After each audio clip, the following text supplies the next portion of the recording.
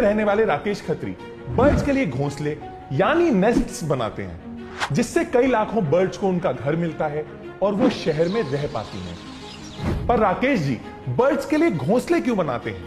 इससे उनको क्या बेनिफिट मिलता है और अभी तक कितने घोंसले वो बना चुके हैं? हम सबको याद होगा कि कैसे बचपन में हमारे घरों के आसपास बर्ड्स आती रहती थी, पर फिर पेड़ कटते गए और बिल्डिंग्स, फैक्ट्रीज, इंडस्ट्रीज कंस्ट्रक्ट होती गई। और क्योंकि बर्ड्स अपना घोंसला ज्यादातर पेड़ पे ही बनाती हैं, तो बर्ड सिटीज से विलेजेस की तरफ जाके बसने लगी। हम सब ने इस प्रॉब्लम को नोटिस किया, पर राकेश जी ने इस प्रॉब्लम को सिर्फ नोटिस ही नहीं किया, बल्कि इस प्रॉब्लम को सॉल्व करने की रिस्पॉन्सिबिलिटी उठाई। मेरा बचपन पुरानी दिल्ली की गलियों में बीता। मकानों के अंदर खूब झरोकेदार मकान होते थे, हवा के आने जाने के लिए छोटे छोटे रोशनदान भी होते थे, जिनसे अच्छे अच्छे बर्ड्स अंदर आके अपने घोंसले बनाया करते थे। पंखों के जो कोठर होते हैं उसमें और स्विच बोर्डों के अंदर घर बनाया करती थी। तो मेरे घर के बड़े बूढ़ों की पहली इंस्ट्रक्शन यही होती थी कि पंखा ज्यादा नहीं चलाओगे, अगर चिड़िया कट गई तो तुम्हारे कान काट दिए जाएंगे। और तब से ही राकेश जी ध्यान देने लगे कि उनकी वजह से किसी भी चिड़िया को कोई भी नुकसान ना पहुंचे। पर फिर जब राकेश जी पुरानी दिल्ली से अशोक विहार जाके शिफ्ट हो गए, तो उन्हें एक बहुत बड़ा चेंज एक्सेप्ट करना पड़ा। अशोक विहार में जहाँ पहुंचे तो हमने धीरे धीरे देखा डेवलपमेंट इतनी तेजी से शुरू हो गई थी, पेड़ कटते जा रहे हैं, मकान बनते चले जा रहे थे और चिड़िया दिखनी बिल्कुल बंद हो गई थी। मकानों में कोई भी ऐसी जगह नहीं होती थी जहाँ चिड़िया अपना घर बनाए। अब क्योंकि राकेश जी का जुड़ाव बचपन से ही चिड़ियाओं के साथ काफी था, तो उन्होंने डिसाइड किया कि वो बर्ड्स को वापस बुलाने के लिए खुद अपने हाथों से घोंसले बनाएंगे। तब तक साउथ से हरा नारियल पीने के लिए बहुत दिल्ली में आने लगा था और मैं जगह जगह देखता था कि ढेर लगे रहते थे, लोग पी के उसको फेंक जाते थे। तो एक दिन हमारे ग्रुप ने एक छोटा सा प्रोग्राम बनाया, हम 10-12 नारियल वहाँ से उठा के ले आए, तो उसके मुंह को थोड़ा सा बड़ा करा, उसके अंदर खूब सारे अखबार डाल दिए, उसके चारों तरफ एक फेविकोल की हल्की सी लेयर और आटे की लेई मिला के बनाई और उसके ऊपर कूलर की जो साइड की घास होती है वो चिपका दी, उसको सुतली से बांधा, उसके आगे एक दातुन का ऐसे डंडी सी लगा के और उसको हमने पेड़ के ऊपर टांग दिया। फिर राकेश जी और उनके कुछ दोस्त उस घोंसले को देखने लगे, पर एक भी चिड़िया उसमें नहीं आई। आसपास के लोग उनका मजाक भी उड़ाने लगे, जिस बात से राकेश जी बहुत डिसअपॉइंटमेंट हुई। लोग कहते थे, अरे भाई चिड़िया अपना घर खुद बनाती है, आपके बनाए हुए घर में क्यों आएगी? बड़ा बुरा लगता था, लेकिन मन में यह था कि नहीं, ये करना तो है। राकेश जी फेलियर से डरे नहीं और ना ही उन्होंने लोगों की बात सुन के अपना डिसीजन चेंज किया, बल्कि इस चीज ने उन्हें और मोटिवेट किया और वो सुबह से लेकर शाम तक इस प्रॉब्लम का सॉल्यूशन ढूंढने लगे।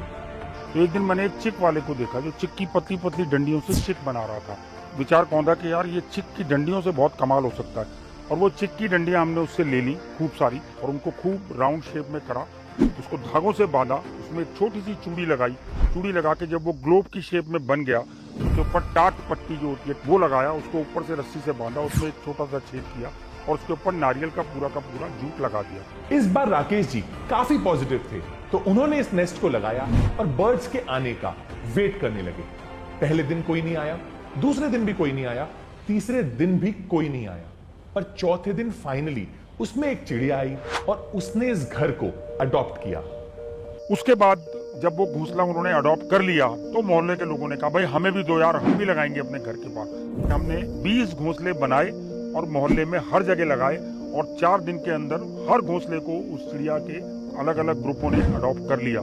किसी को आशियाना देना, इससे बड़ी ब्लेसिंग जिंदगी में और किसी को नहीं मिल सकती जो मुझे मिली। राकेश जी ने सोचा कि वो घोंसला बनाने के इस काम को सिर्फ अपने तक ही नहीं रखेंगे, बल्कि और लोगों को इसके लिए ट्रेन करेंगे। तो मैंने स्कूल्स के साथ काम करना शुरू करा, वर्कशॉप, कॉर्पोरेट्स ने बुलाना शुरू करा, धीरे धीरे RWs ने बुलाना शुरू करा।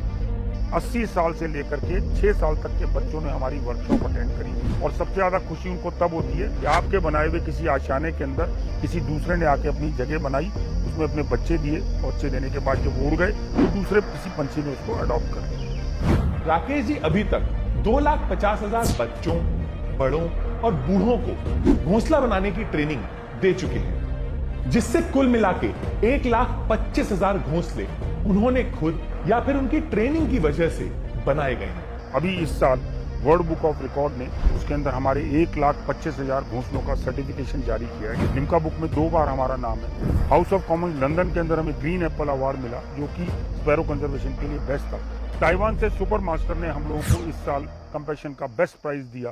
2019 में मैकमिलन कंपनी ने हमारी कहानी को पूरी चैप्टर के तौर पर छापा। जीते जी राकेश जी का नाम एक चैप्टर में आ गया जिसे बच्चे पढ़ते हैं। इससे बड़ी अचीवमेंट राकेश जी को कोई नहीं लगती। इसके बाद राकेश जी ने कई तरह के घोंसले बनाए, पर उनका सबसे स्पेशल जूस के वेस्ट टेट्रा पैक्स को रिसाइकिल करके बनाए, जिससे दुनिया में वेस्ट रिड्यूस हो सके। Isn't that amazing? Also Rakesh ji की स्टोरी ने हमें काफी इंस्पायर किया, इसीलिए उनकी स्टोरी हम आपसे शेयर कर रहे हैं। This is not a paid promotion. तो अगर आपको भी राकेश जी की स्टोरी ने इंस्पायर किया है तो इस वीडियो को शेयर करके ज्यादा से ज्यादा लोगों को इस बारे में बताइएगा।